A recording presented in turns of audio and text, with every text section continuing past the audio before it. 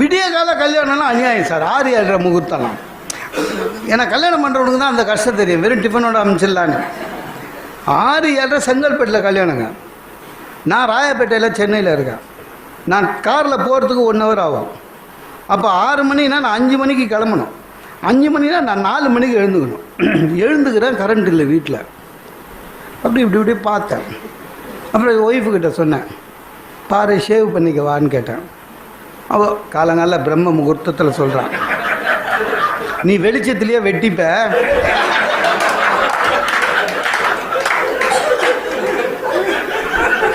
பிரம்ம முகூர்த்தத்தில் வெளிச்சத்துலேயே வெட்டிப்ப, நீங்கள் என்ன கல்யாணமாக பண்ணிக்க போகிறீங்க, பார்க்க தானே போகிறீங்க. எங்கள் அப்பா எடுத்து கொடுத்த ஷர்ட்டு நான் பக்குனாச்சு. நான் அதை ஒழிச்சு வச்சுருந்தேங்க. கரண்ட்டில் கண்ணு தெரியல, கரண்ட் இல்லைன்னு அவள் எடுத்துட்டா. இந்த ஷர்ட்டை போட்டுவான்னு. ஐயோ வேண்டாத தெய்வம் இல்லை. எங்கள் மாமனார் அதை வந்து டெல்லியிலேருந்து வாங்கிட்டு வந்தார். அது வாங்கி வரும்போது எங்கள் மாமனார் டெல்லி போனார். எம்பி கிம்பின்னு நினச்சிடாதீங்க.